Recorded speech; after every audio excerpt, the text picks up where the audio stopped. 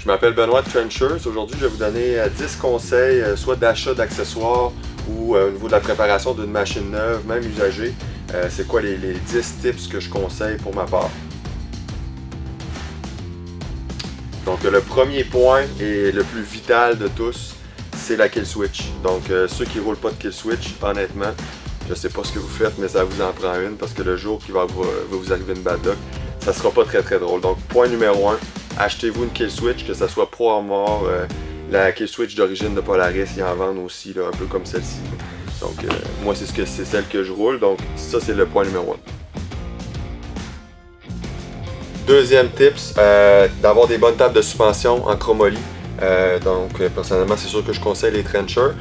Ceux qui ont des 2013 à 2018 même, ça va vous permettre d'avoir peut-être un kit 36 qui est plus maniable. Rigidité accrue, maniabilité pour ceux qui rapetissent, et puis aussi high clearance, donc ça va clairer un peu plus au niveau des obstacles. Donc point numéro 2, les tables de suspension à renforcer. Donc le point numéro 3, pour ma part, aussi au niveau des sacs de rangement, très important. Donc moi je roule le sac au niveau des lunettes, au niveau du guidon. Je roule le sac en dessous du siège, où ce que je mets plus un coffre à outils, donc je mets plus de poids au centre de la machine. Et en arrière, plus ce qui est lunch, strap de spare, j'ai du tape, etc. Donc aussi des cordes.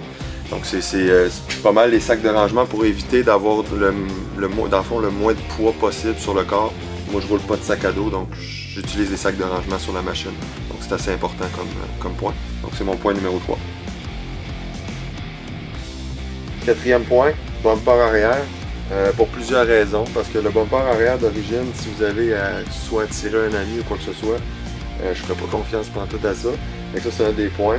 L'autre point, c'est par rapport à la poignée qui est un peu plus haute, donc une meilleure prise quand on est pris ou qu'on veut déplacer la machine.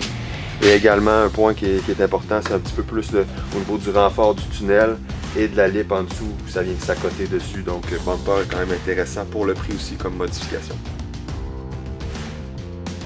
Donc cinquième point, au niveau des robeurs de patins.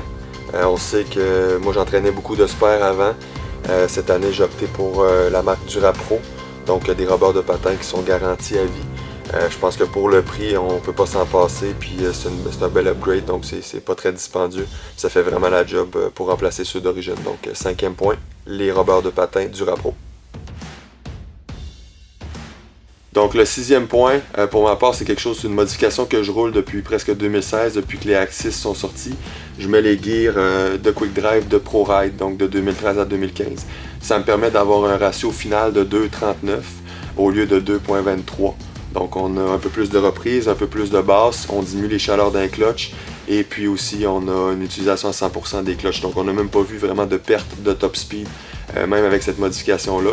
Mais pour ce qui est du tree riding, c'est vraiment une belle modification qui coûte pas très cher et que peu de monde connaissent aussi également. Donc le septième point, c'est pas un point qui coûte quelque chose, c'est vraiment plus un ajustement au niveau plus personnel. Moi ce que je préfère c'est au niveau du guidon dans le fond, l'enligner carrément avec la colonne de direction. Parfois quand la machine arrive du concessionnaire, elle n'est pas nécessairement bien alignée avec la colonne. Donc on a un volant qui est peut-être plus par en avant, plus par en arrière. Moi j'aime ça que ce soit tout aligné. Aussi au niveau du frein, je le déplace d'à peu près quasiment 1 pouce. Pour permettre d'avoir vraiment un doigt sur le frein et non l'avoir plus décalé. Donc mon doigt peut être vraiment bien placé. Je descends aussi ma poignée de frein vraiment plus bas au maximum que je peux. Je voudrais pas avoir une poignée de frein qui est trop haute puis avoir la main qui est plus par en haut. J'ai moins de force dans la poignée, donc c'est important de bien tenir les poignets assez fort. Donc je tasse le frein. Donc au niveau de la poignée des gaz, également je la retasse un petit peu vers le centre du guidon pour me permettre d'avoir une meilleure prise. C'est sûr c'est une question de grandeur de main aussi, mais avoir une meilleure prise pour les gaz. Puis également je décide de le monter un petit peu plus haut pour encore une fois avoir vraiment la main solide sur le guidon. Donc ça c'est des petits ajustements qui coûtent rien mais qui sont vraiment utiles pour leur piste. Le huitième point, c'est au niveau des clutches. Première des choses, avoir les bons poids de rampe, les bonnes rampes dans le fond pour l'altitude qu'on roule. Donc pour le 850, j'ai mis les rampes 74. C'est sûr que quand je vais avoir le kit turbo, je vais tout changer ça. Mais pour l'instant, au niveau du rodage, etc., je mets les poids recommandés par Polaris. Deuxième point, la machine arrive du dealer, c'est bien correct. Mais il faut ajuster ce qu'on appelle la déflexion, donc la tension sur la belt. Moi, j'étais vraiment trop lousse. Donc, j'ai serré tout ça pour qu'elle ait plus de mordant rapidement.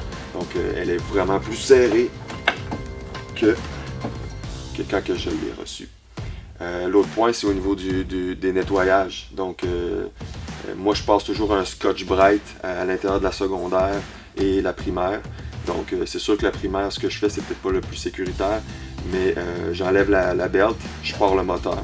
Puis je viens positionner vraiment, j'enlève ce côté de panneau-là, je viens positionner mon Scotch-Brite des deux côtés. Ça me permet de nettoyer vraiment bien ma primaire sans avoir à la démancher.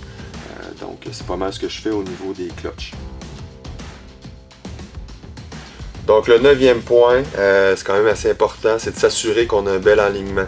Donc, encore une fois, quand la machine arrive flambant neuve, ça ne veut pas dire que vous allez avoir un bon alignement. Donc, c'est quelque chose qu'il faut valider. On suggère tout le temps 1,8 toe out. Donc, la mesure que vous allez prendre au centre du patin va être plus large en avant qu'en arrière. Donc, 1,8 toe out, c'est ce qui fait que les patins sont un petit peu plus larges en avant qu'en arrière.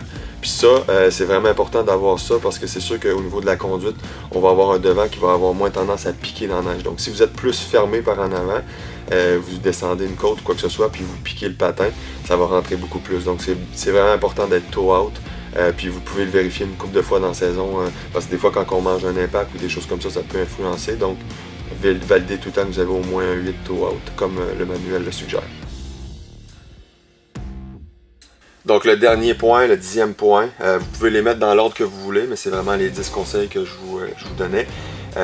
D'aller vérifier la tension sur la chenille, que ce soit sur votre machine neuve, votre machine usagée. Moi, je vérifie ma tension facilement aux 3 ou 4 aides.